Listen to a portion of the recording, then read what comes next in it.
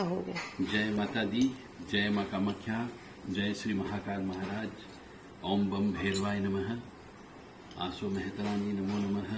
हस्ति पिछानी लिखते स्वाहा। हस्ति पिचाशी लिखे स्वाहा। हाँ, ये चौकी काटने की पद्धति हम आपको बताने जा रहे हैं कि चौकी कैसे काटी जाती है। चौकी जब किसी के ऊपर लगा दी जाती है तो वो बोलती भी नहीं है, क्योंकि उसमें 4 शक्तियाँ होती है। ये पूरब, पश्चिम, उत्तर, दक्षिण की 4 शक्तियाँ होती है।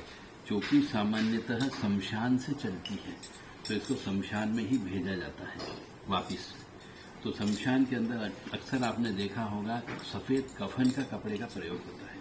तो चौकी चलाने वाला मनुष्य, जो चौकी चलाता है, तांत्रिक कह लीजिए, गुनिया कह लीजिए, भोपा कह लीजिए, ओझा कह लीजिए, भगत कह लीजिए, पंडा कह लीजिए, पुजारी कह लीजिए, ओघड़, अघोरी, कुछ भी हो सकते हैं। ये सब चौकी चलाने वाले व्यक्ति होते हैं।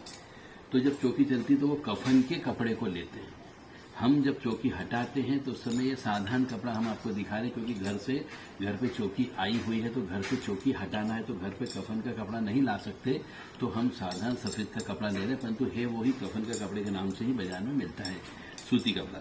उसके बाद 2 नींबू को काटा जाता है।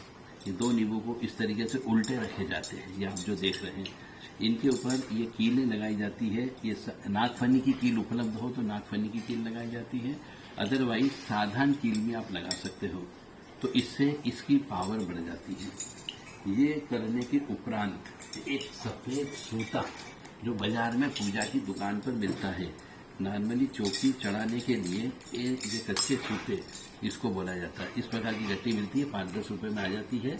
इस गट्टी को इस तरीके से लपेटा जाता है ताकि ये हो जाए। ये चौकी है तो यहाँ पे भी हमें पहले चौकी यानी 4 खूंट वाला, ये 4 खूंट तैयार कर रहे हैं हम बेसिकली। तो इस तरीके से हम ये 4 खूंटे तैयार करेंगे जो आप देख रहे हो, और कोई भी व्यक्ति इसको काट सकता है, कोई मंत्र की जरूरत नहीं है। ये तंत्र है, तंत्र विद्या, इसमें मंत्र की आवश्यकता नहीं होती है। एक तंत्र विद्या होती है, एक मंत्र विद्या होती है, एक यंत्र विद्या होती है। तीनों का अलग अलग हिसाब किताब है, अलग अलग पार्ट है, अलग अलग गुरु होते हैं। तो हम आपको तंत्र विद्या के रूप में यह सिखा रहे थे, इसलिए कोई मंत्र हम नहीं बोल रहे हैं, और मंत्र बोलने की भी आवश्यकता नहीं होती है। ठीक, तो हम ये जो इस प्रकार से ये चौकी काट रहे हैं। तो चौकी पहले हमें बनाना होगी काटने के पहले, तो हम इस प्रकार से चौकी को ये खड़ी कर रहे हैं। अब हमने ये चौकी खड़ी करने के लिए कच्चे सूते से 4 पाई बना दी। एक तरीके से 4 पाई बनाने के बाद में इसके अंदर ये कुमकुम का छींटा डाल दिया जाता है, सूखा सिंदूर भी डाल दिया जाता है। चारों कोनों पर, क्योंकि चौकी जब चलती है तो इसमें 4 शक्तियां एक साथ मिलकर के चलती है, इसलिए चौकी कहा जाता है।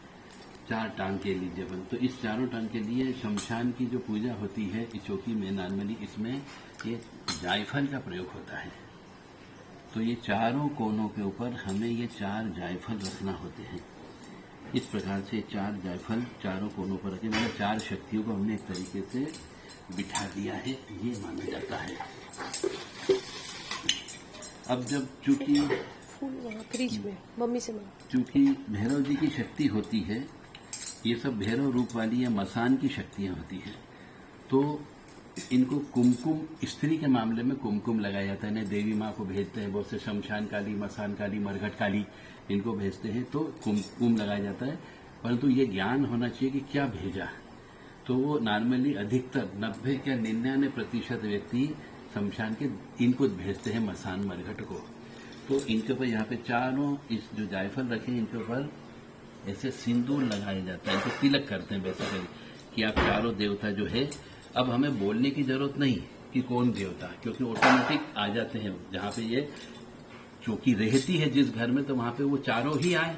अब उनको मालूम है कि ये इस प्रकार का सिस्टम जब हमको भेजा गया था तब भी यही सिस्टम किया गया था, इसका मतलब हमें इसी पे बैठ करके अब जाना है।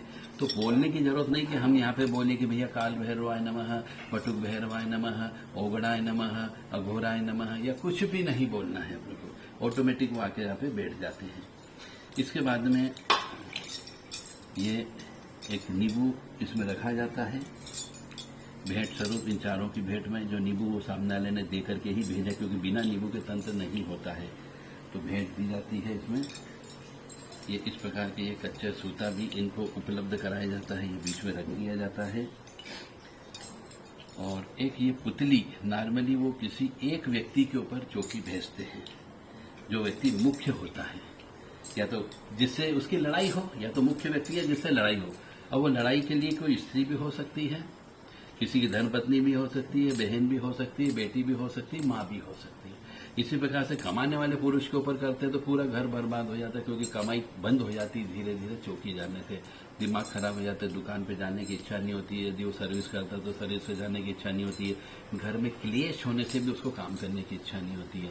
तो इसलिए वो या तो किसी पुरुष के या फिर स्त्री के ऊपर, या किसी कभी कभी कोई बच्चा से किसी को जलन हो कि अरे बच्चा बहुत पढ़ लिख रहा है, बहुत आगे निकलेगा, इनका वंश चलेगा, तो घर के कुछ ऐसे होते मनुष्य जलनवश वाले कि वो बच्चे के ऊपर भी कर डालते हैं, जबकि बच्चे के ऊपर नहीं करना चाहिए, परंतु कर देते जलनवश।